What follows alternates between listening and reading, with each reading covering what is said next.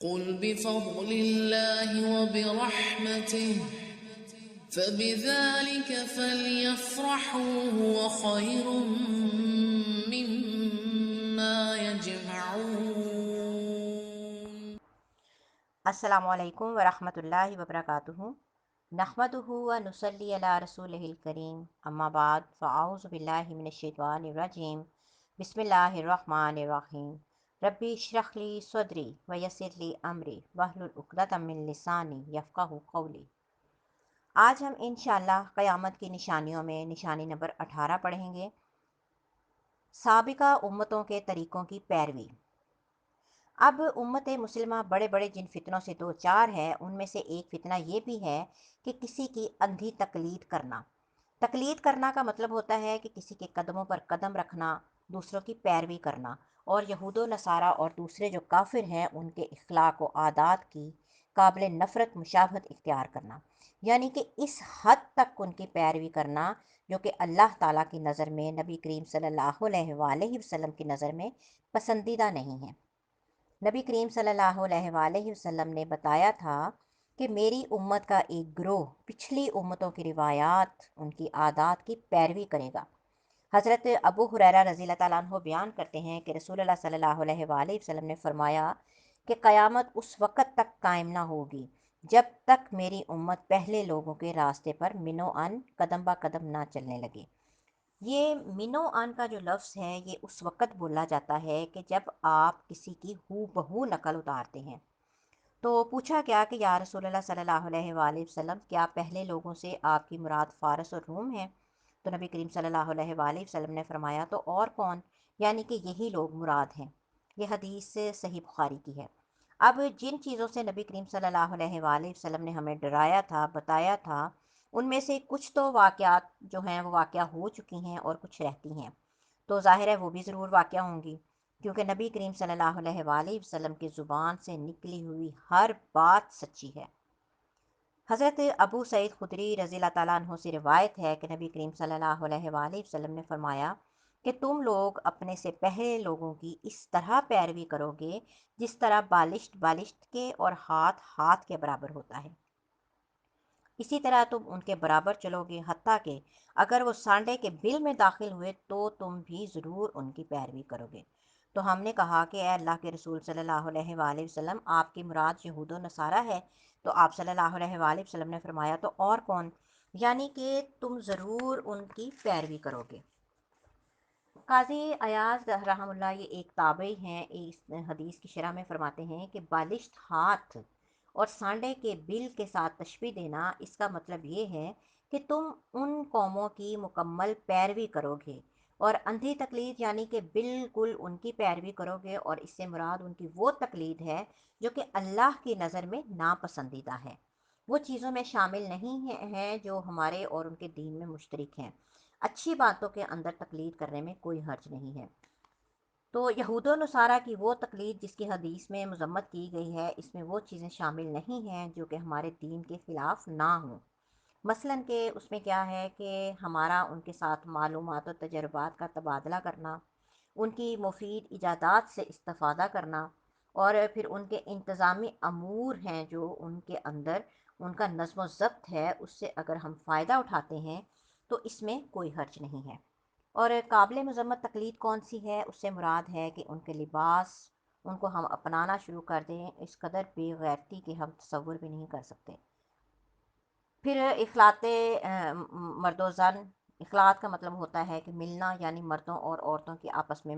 مخلوط محفلیں ہیں۔ اسی طرح ان کے اقتصادی نظام کی پیروی کرنا، یعنی کہ مذمت والا کام جیسے کہ سودی لین دین، اور پھر دیگر جو مالی معاملات جو کہ ہمارے دین کے خلاف ہیں۔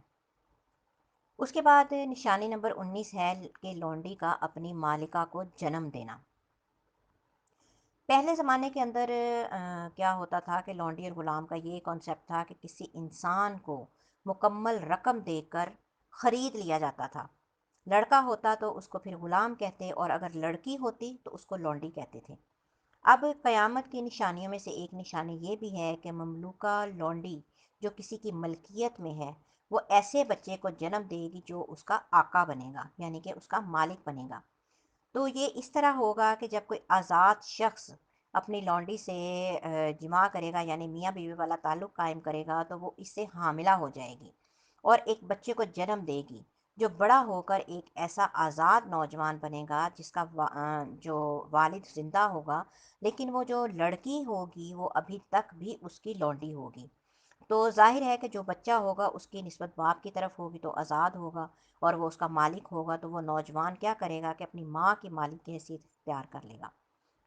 اسی طرح حدیث جبریل ہے، حدیث جبریل سے مراد ہوا ہے کہ جبرائیل علیہ السلام انسانی شکل میں نبی صلی اللہ علیہ وآلہ وسلم کے پاس آتے تھے، اور انہوں نے کچھ چیزوں کے بارے میں اللہ کے نبی سے سوال کیا تھا لوگوں کو دین سکھانے کے لیے۔ ان میں سے ایک چیز یہ بھی تھی کہ انہوں نے نبی کریم صلی اللہ علیہ وآلہ وسلم سے پوچھا کہ قیامت کے بارے میں بتائیے۔ تو نبی کریم صلی اللہ علیہ وآلہ وسلم نے فرمایا کہ میں تمہیں اس کی نشانیوں کے بارے میں بتاؤں گا کہ جب لونڈی اپنی مالکہ کو جنم دے گی تو قیامت کے قریب کی یہ علامت ہے۔ یہ صحیح بخاری کی حدیث ہے۔ اس کا مطلب یہ بھی ہے کہ بادشاہ لونڈیوں کے بطن سے جو پیدا ہوں گے، یعنی پیٹ سے، تو اور اس طرح جو بیٹا ہے وہ بادشاہ ہوگا، جبکہ اس کی ماں اس کی رعایا کے اندر شامل ہوگی۔ اور محدثین اس حدیث کا مطلب یہ بھی کرتے ہیں کہ اس کا ایک اور مطلب یہ بھی ہے کہ اولاد اپنے والدین پر حکم چلائے گی، کیونکہ اولاد اپنے والدین کے ماتحت ہوتی ہے، جیسے لونڈی اپنے مالک کے ماتحت ہوتی ہے، تو اولاد جو ہے اپنے والدین پر حکم چلائے گی، اور جو اولاد ہے وہ والدین پر حکومت کرے گی۔ تو اگر آج ہم دیکھتے ہیں تو بالکل اسی طرح ہے۔ تو اللہ تعالی ہم سب کو اپنے ماں باپ کی عزت کرنے کی توفیق عطا فرمائے۔ اسی طرح 20ویں نشانی ہے لباس پہننے کے باوجود ننگی عورتوں کا ظہور، یعنی کہ بے پردگی اور زینت کا اظہار اس قدر بڑھ جائے گا کہ یہ بھی قیامت کی نشانیوں میں سے ایک نشانی ہے کہ عورتیں ایسے لباس پہن کر گھروں سے نکلیں گی جس سے ان کے جو جسمانی نشیب و فراز یعنی اونچ نیچ جو ہوتی ہے وہ بھی نمایاں ہو جائے گی۔ حضرت ابو ہریرہ رضی اللہ تعالیٰ عنہ بیان کرتے ہیں کہ نبی کریم صلی اللہ علیہ وآلہ وسلم نے فرمایا کہ دو ایسے جہنمی گروہ جنہیں میں نے ابھی تک نہیں دیکھا، ایک تو وہ ظالم لوگ جن کے ہاتھوں میں گائے کی دم جیسے کوڑے ہوں گے، ان سے وہ لوگوں کو ماریں گے، اور دوسری وہ عورتیں جو کپڑے کے پہن کر بھی ننگی ہی نظر آئیں گی، لوگوں کو اپنی طرف مائل کرنے والی اور خود بھی لوگوں کی طرف مائل ہونے والی، اور ان کے جو سر کے بال بختی اونٹوں کی کوہانوں کی مانند ایک جانب کو ڈھلکے ہوئے ہوں گے۔ یہ جنت میں داخل ہوں گی نہ ہی اس کی خوشبو کو پا سکیں گی، حالانکہ اس کی خوشبو اتنے اور مطلب فاصلے سے آ رہی ہوگی۔ یہ صحیح مسلم کی حدیث ہے۔ یعنی کہ وہ اپنے سر کے بالوں کو اس طرح باندھیں گی کہ بال جو ہیں اوپر اٹھ جائیں گے، جس طرح اونٹ کی کوہان نمایاں ہوتی ہے، اور ان عورتوں کے بال اسی طرح جھکے ہوں گے جس طرح بختی جو اونٹیں ہیں ان کی کوہانیں ایک جانب کو ڈھلکی ہوتی ہیں۔ یعنی یہ بھی آپ نے دیکھا ہے جیسے سارے بال ایک ہی طرف سائڈ کی طرف پھینک لیے جاتے ہیں، ان کو بختی اونٹوں کی کوہانوں سے تشبیہ دی گئی ہے۔ ان کی کوہان بھی اسی طرح ایک سائڈ پر ہی لٹک رہی ہوتی ہے۔ اس کے بعد قیامت کی نشانیوں میں سے نشانی نمبر 21 ہے برہنہ پا، ننگے بدن، چرواہوں کا بلند و بالا عمارتیں بنانا۔ برہنہ پا یعنی پاؤں کے اندر کوئی جوتا نہیں پہنا ہوگا۔ یہ بھی قیامت کی نشانی ہے جس کے بارے میں نبی کریم صلی اللہ علیہ وآلہ وسلم نے فرمایا تھا، اور یہ ظاہر ہو چکی ہے کہ لوگ ننگے پاؤں ہوں گے، ننگے بدن ہوں گے اور بکریاں چراتے ہوں گے، لیکن اتنی عالی شان ان کی عمارتیں ہوں گی، گھروں کے اندر زینت اور آرائش کے ایسے کام ہوں گے کہ وہ اس میں ایک دوسرے سے آگے بڑھ جائیں گے اور اس پر ان کا بڑا فخر ہوگا۔ تو یہ اس وقت ہوا کہ جب مسلمانوں کو مختلف ملکوں میں فتوحات حاصل ہوئیں، مال و دولت کی بہت کثرت ہو گئی، اور جو لوگ تھے دنیا جمع کرنے کے جو فہم کے اندر ایک دوسرے سے آگے نکلنے میں کامیاب ہو گئے۔ حضرت عمر بن خطاب رضی اللہ تعالیٰ عنہ کہتے ہیں کہ جب حضرت جبرائیل علیہ السلام نبی کریم صلی اللہ علیہ وآلہ وسلم کے پاس آئے تو انہوں نے آ کر اسلام، ایمان، احسان اور پھر قیامت کے بارے میں سوال کیا، تو پھر نبی کریم صلی اللہ علیہ وآلہ وسلم نے انہیں قیامت کی علامات کے بارے میں بتایا کہ لونڈی اپنی مالکہ کو جنم دے گی اور تو دیکھے گا کہ برہنہ پا، ننگے بدن، فاقہ زدہ چرواہے اس قدر دولت مند ہو جائیں گے کہ بلند و بالا عمارتوں کو بنانے میں ایک دوسرے سے مقابلہ کریں گے۔ ایک دوسری روایت اس طرح ہے کہ جب تو ننگے پاؤں بھوکے اور فاقہ کشوں کو لوگوں کا سردار بنتا ہوا دیکھے تو سمجھ لینا کہ یہ قیامت کے آثار اور علامات ہیں۔ تو آپ صلی اللہ علیہ وآلہ وسلم سے پوچھا گیا کہ یا رسول اللہ صلی اللہ علیہ وآلہ وسلم، یہ بھوکے ننگے اور فاقہ کش بکریوں والے کون لوگ ہوں گے؟ تو آپ صلی اللہ علیہ وآلہ وسلم نے فرمایا کہ عرب۔ تو آج آپ دیکھ لیں ان کے پاس کس قدر مال و دولت ہے اور کتنی اونچی اونچی ان کی عمارات ہیں، اور اس میں کوئی شک نہیں کہ گھر بنانا، عمارتیں بنانا اور ان کو بلندی تک لے جانا یہ کوئی حرام نہیں ہے، اگر ان کے اندر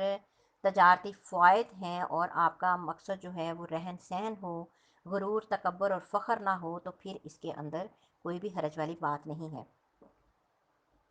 لیکن یہاں پر حدیث میں ایک جو بات آئی ہے، وہ تمام پیسہ جو عمارتوں کے اوپر لگایا جاتا ہے اس کی ایک اینٹ کا بھی آپ کو ثواب نہیں ملتا،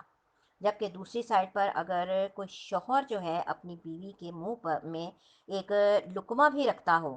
تو اس پر بھی اس کو اجر دیا جاتا ہے۔ تو عمارت کے اندر تطاول یعنی مطلب زیادتی دو طرح کی ہوتی ہے، ایک تو انہیں کئی کئی منزلیں بنا کر بے تحاشا بلند کرنا، اور دوسرا انہیں خوب سجانا، مضبوط کرنا، پھر ان کے اندر نقش و نگار، پھر ان کو وسیع کرنا، ان میں بہت زیادہ مجالس ہوتی ہوں، پھر ان کے ساتھ ملا ملا کر بہت ساری عمارتیں بنانا، یہ سب کچھ موجودہ زمانے کے اندر ہو رہا ہے۔ مالوں کی کثرت میں بھی بہت زیادہ ہے، لوگوں پر جو ہے دنیا کے دروازے کھول دیے گئے ہیں، ہر طرف سے یہ ساری چیزیں عام ہیں۔ اب اس کلام کا مقصد کیا ہے کہ صحراؤں کے جو بدو ہوں گے، جو بدو لوگ جو وہاں کے دیہاتیوں کے اندر رہنے والے، یہ جو بکریاں چراتے تھے، وہ صحراؤں کو چھوڑ دیں گے اور اونچی اونچی، اتنی اونچی اونچی عمارتیں بنائیں گے کہ ہمارے ہاں بھی ایسا ہی ہے کہ ایک بھائی کا 2 منزلہ مکان ہے تو دیکھیں تو دوسرے کی ضد ہوتی ہے کہ میرا 3 منزلہ مکان ہو۔ تو گھروں، دکانوں، پلازوں کی تعمیر یہ سب فخر و غرور اور تکبر کے لیے ہو رہی ہے۔ تو یہ بھی قیامت کی نشانیوں میں سے ایک نشانی ہے جس کے بارے میں نبی کریم صلی اللہ علیہ وآلہ وسلم نے فرمایا کہ لوگ ایسا کریں گے۔ اس کے بعد نشانی نمبر 22 ہے کہ خاص خاص لوگوں کو سلام کہنا۔ اللہ تعالیٰ نے ہر خاص و عام کو سلام کہنے کا حکم دیا ہے، لیکن قیامت کی نشانیوں میں سے ایک نشانی ہوگی کہ صرف خاص لوگوں کے ساتھ محبت اور رابطے ہوں گے، جبکہ نبی کریم صلی اللہ علیہ وآلہ وسلم نے فرمایا کہ چھوٹا بڑے کو، مالدار فقیر کو سلام کہے، چلتا ہوا سوار کو اور سوار پیدل کو، اسی طرح پھر چھوٹا بڑے کو، بڑا چھوٹے کو، اور بوڑھا جوان کو، جوان بوڑھے کو، یعنی اسی طرح نبی کریم صلی اللہ علیہ وآلہ وسلم نے حکم دیا۔ تو نبی کریم صلی اللہ علیہ وآلہ وسلم نے فرمایا کہ ہر عرب و عجم، یعنی عرب کے رہنے والے اور دوسرے ممالک کے رہنے والے، ہر سیاہ و سفید ایک دوسرے کو سلام کہیں، چاہے واقفیت ہو یا واقفیت نہ ہو۔ پھر نبی کریم صلی اللہ علیہ وآلہ وسلم نے فرمایا کہ تم لوگ جنت میں داخل نہیں ہو سکتے جب تک تم ایماندار نہ ہو جاؤ، اور تم ایماندار نہیں ہو سکتے جب تک تم آپس میں محبت نہ کرنے لگ جاؤ۔ کیا میں تمہیں ایسی کوئی چیز جو ہے وہ نہ بتلا دوں کہ تم اسے کرو گے تو آپس میں محبت کرنے لگو گے؟ آپس میں سلام کو پھیلاؤ، یہ صحیح مسلم کی حدیث ہے۔ اسی طرح ایک اور حدیث میں آتا ہے کہ نبی کریم صلی اللہ علیہ وآلہ وسلم نے فرمایا کہ آپس میں سلام کو عام کرو، اور اسی طرح سلام کے بارے میں آپ جانتے ہیں کہ السلام علیکم 10 نیکیاں، ورحمۃ اللہ 20 نیکیاں، وبرکاتہ 30 نیکیاں۔ تو نبی کریم صلی اللہ علیہ وآلہ وسلم نے فرمایا کہ آپس میں سلام کو عام کرو، کھانے کھلاؤ، صلح رحمی کرو،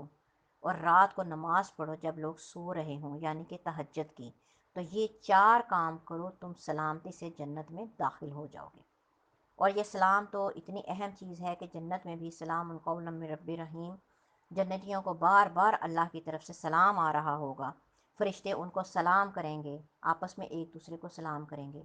تو اس لیے اسلام کو عام کیجیے۔ صحابہ کرام رضی اللہ اجمعین کا بھی یہ عمل تھا کہ جب وہ راستے میں جا رہے ہوتے، اگر درمیان میں کوئی دیوار آ جاتی، کوئی درخت آ جاتا، تو ایک صحابی اس طرف سے ہو جاتا، دوسرا اس طرف سے، پھر کیا ہوتا، پھر جب وہ دونوں آپس میں ملتے تو ایک دوسرے کو السلام علیکم کہتے۔ تو قیامت کی نشانیوں میں ہے کہ صرف خاص خاص کو سلام کہا جائے گا، صرف انہی کو جن کی پہچان ہوگی۔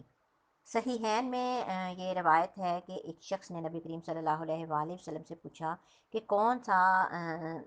جو اسلام بہتر ہے. آپ نے فرمایا کہ کھانا کھاؤ اور ہر شخص کو سلام کرو، خواہ تم اس کو جانتے ہو یا نہ جانتے ہو. صحیحین سے مراد ہوتی ہے صحیح بخاری اور صحیح مسلم. تو ان شاء اللہ تعالیٰ کل ہم پھر آگے جو آگے نشانیاں ہیں ان کے بارے میں جانیں گے. تو اللہ تعالیٰ سے دعا ہے کہ اللہ تعالیٰ ہمیں ان احکامات پر عمل کرنے کی توفیق عطا فرمائے اور ان فتنوں سے بچائے. آمین یا رب العالمین.